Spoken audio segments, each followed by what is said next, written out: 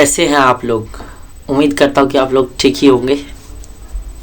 तो आज जो है अरबाज सर आप लोगों के लिए लेके आए हैं बिहीव का फर्स्ट चैप्टर तो हो ही गया था, अब जो है थोड़ा सा पोयम भी देख लें जिसका नाम है द रोड नॉट टेकन। तो चलिए थोड़ा सा इसके बारे में जिक्र कर लेते हैं, चर्चा कर लेते हैं। ये पोयम जो लिखा गया है वो रॉबर्ट फ्रॉस्ट के द्वारा लिखा गया है और ये क्लास 9 एनसीईआरटी बिहीव का एक चैप्टर है। तो इस पे ध्यान दे देते हैं हम लोग। सबसे पहले इसका कंटेंट पढ़ेंगे हम लोग। देखते हैं यहाँ पे this well known poem is about making choice. मतलब ये पोयम जो लिखा गया है ये एकदम चॉइस के बारे में बताया गया है कि लोगों का चॉइस कैसे उसके फ्यूचर को इम्पैक्ट करता है। ठीक है।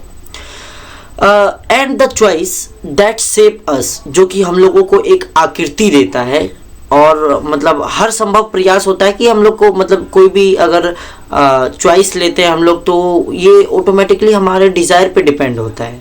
ठीक है। तो इसमें रॉबर्ट फ्रॉस्ट क्या बताना चाहते हैं हम लोग देखेंगे। Robert Frost is an American poet. Robert Frost जो है वो एक अमेरिकन पोएट है who right simply but insightfully about common ordinary experience। मतलब ये बहुत ही सिंपल लहजे में रॉबर्ट फ्रॉस्ट जो है एक्सप्रेस किए हैं, एक्सप्लेन किए हैं हमारे चॉइस को लेकर के, हमारे फ्यूचर को लेकर के। तो आइए इसका एक्सप्लेनेशन देख ले रहे हैं। तो सबसे पहले बात करेंगे जो कि फर्स्ट स्टेंजा है। Two roads diverged in a yellow wood and sorry I could not travel both and be one traveler.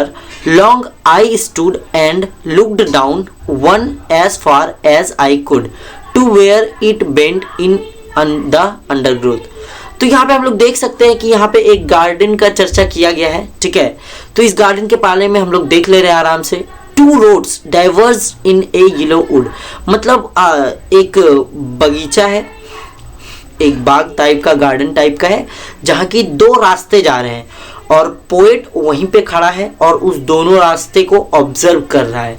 और यहाँ पे येलो वुड का मतलब क्या है कि ये जो है ऑटम सीजन के समय जो पत्तियों का कलर हो जाता है वो थोड़ा सा ऑरेंजिश एंड येलोइश टाइप का हो जाता है, मतलब हल्के पीलेपन पे। हम लोग भी जानते हैं, देखे भी हैं। And sorry I could not travel both, और वो बताना चाह रहे हैं कि जहाँ मैं खड़ा हूँ वहाँ से दो रास्ते जा रहे हैं और मैं दोनों पे नहीं जा सकता हूँ। ठीक है। एंड बी वन ट्रेवलर, और मैं जाऊंगा तो एक ही पे जा सकता हूं और एक के लिए मतलब बाद में देखा जाएगा, इसको कोई दिक्कत नहीं है। Long I stood and looked down one as far as I could, मतलब मैं दोनों रास्ते के मतलब स्टार्टिंग पॉइंट पे खड़ा हूं और दोनों रास्ते को देख रहा हूं और मेरी निगाहें जहाँ तक जा रही हैं, मेरी नज़र जहाँ तक जा रही है, मतलब जहाँ तक मेरी आंखें देख पा रही है वहाँ तक मैं देख रहा हूँ उस रास्ते को। To where it bend it the underground, जब तक कि वो रास्ता छिप नहीं जाता है। तो इसमें बताया गया कि मतलब जो है पोएट रास्ते में खड़े हैं, दोनों रास्ते के बारे में एक्सप्रेस कर रहे हैं, अपना एक्सपीरियंस बता रहे हैं।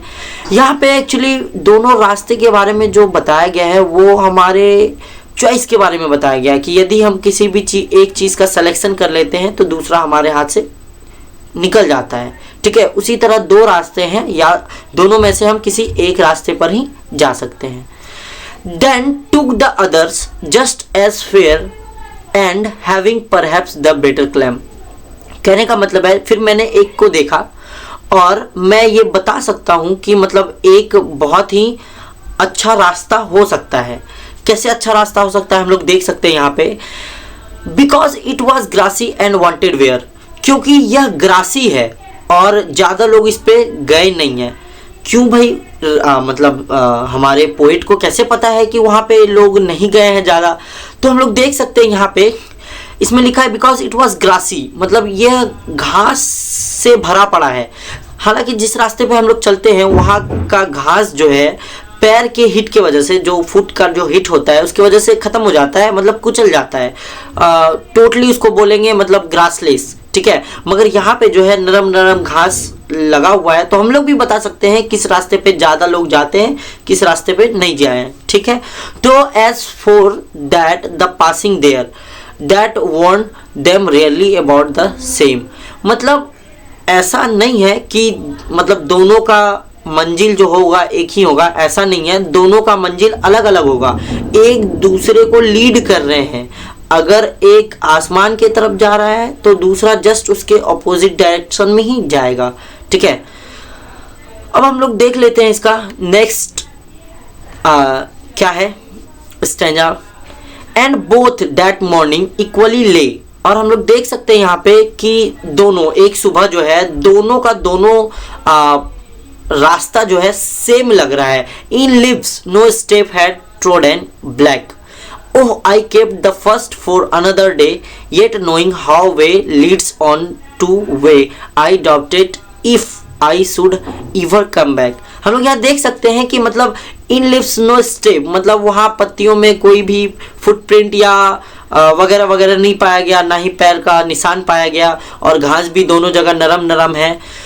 और एक को जो है oh I kept the first for another day, और मतलब राइटर एक यहाँ पे चूज कर लेते हैं कि हमको जो है जहाँ सारे लोग नहीं गए हैं वहाँ जाना है, मतलब वो नरम नरम घास वाले जगह पे जाना है जहाँ ज़्यादा लोग नहीं गए, जहाँ कम ही लोग गए हैं। और दूसरे को राइटर रख ले रहे हैं कि हम दूसरे को दूसरे दिन जाएंगे, ठीक है।